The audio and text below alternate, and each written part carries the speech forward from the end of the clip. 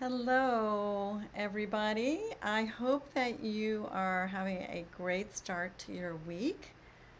Welcome. This is my second live Mixed Media Monday. Still having trouble with this chat box. I don't know. Are you guys, is the chat box asking you to sign in to be able to chat?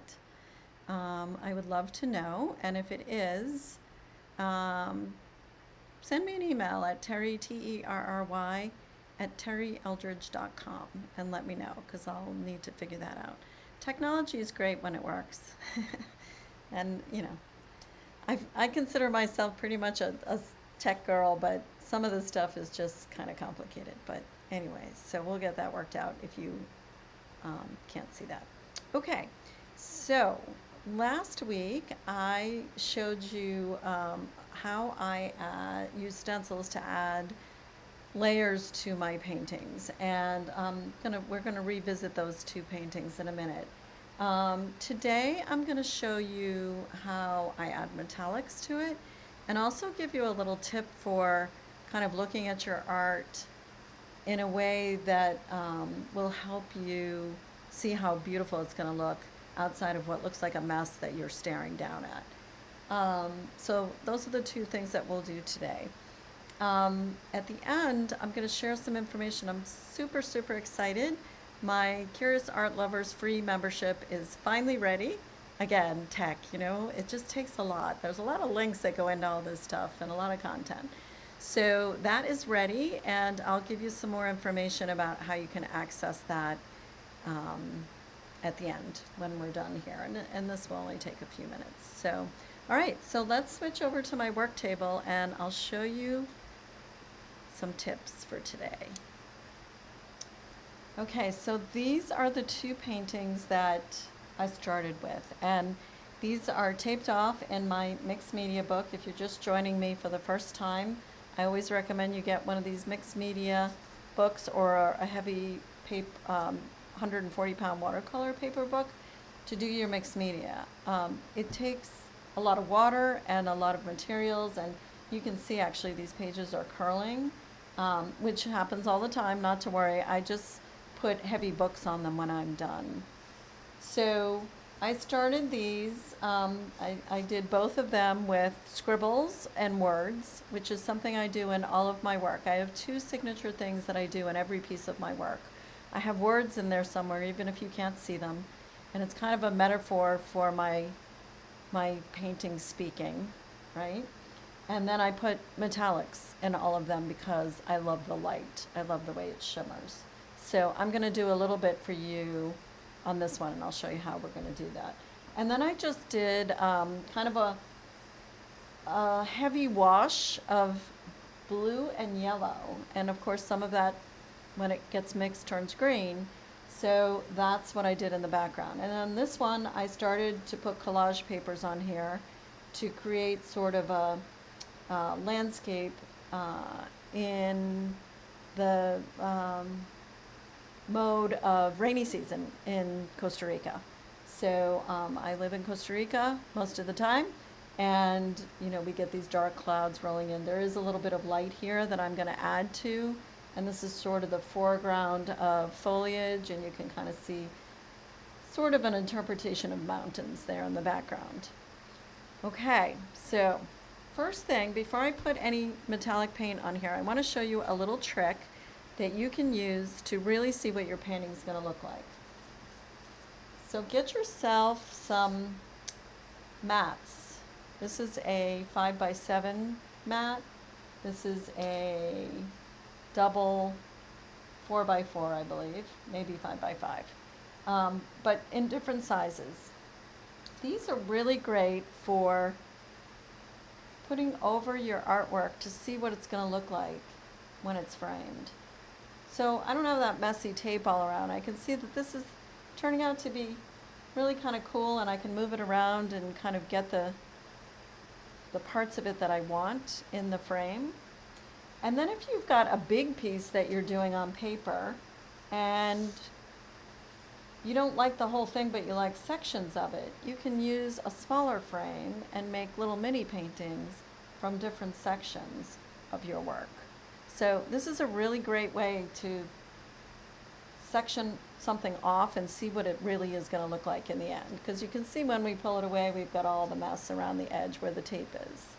And once we pull this tape, it'll be a nice crisp line around here. So that's a great little hint. I use it a lot because I offload paint onto my paper. I talk about that a lot too. We don't want to waste paint. So I'll put it onto my newsprint or tissue paper, whatever I have around me, book pages, and then I use those as my collage papers in my work. So sometimes I will just have this big piece of newsprint with things all over it, and I'll take that mat board and find sections of it and use that as part of my background or as collage papers. So, okay, so the next thing I'm going to show you is how I put metallics in my work. So I use this one a lot. This is Golden's Interference Gold, Fine Gold. It's a really beautiful luminous gold, not too overpowering. It's probably going to be really hard for you to see it. It almost looks white in the tube.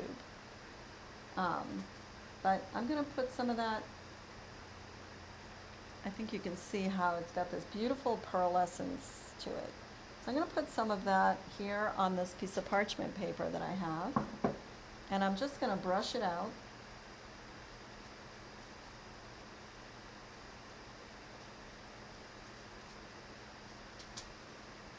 And I'm going to use this stamp. I love this stamp. You can tell it's very loved. It's got lots of stuff on it. I don't ever use them perfectly. I use parts of them. So I will put my stamp in the paint. And I'm going to put this on very intuitively and casually, I guess would be the word. And I'm not going to press the whole thing because I don't want it to look too matchy-matchy. And obviously it gets a little lighter as I've used some of the paint. So I'm going to show you this up close in a minute. I'm going to put a little more over here.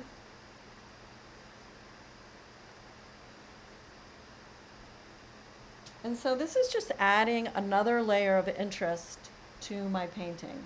This particular painting, I'm going to finish the floral part down here. I am going to add some light up here where this little bit of light is coming through the clouds, and do a little bit of work in the sky, not too much. And then it'll be done. So by next week when we're on here, you should be able to see this all done. But you can see, even without me pulling it up close, how much interest that has given this, and it's luminescent.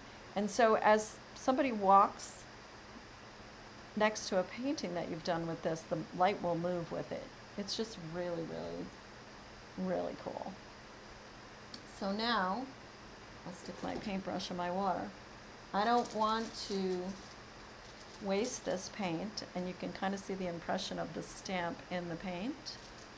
So I'm gonna move this aside real quick, and I'm gonna put that right on my newsprint. I don't use parchment paper as collage paper. I do use tissue paper, but not parchment paper. So I'm gonna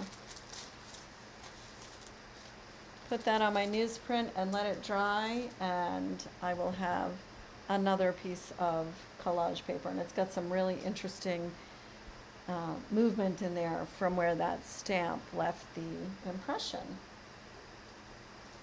So there you go. Today's tips.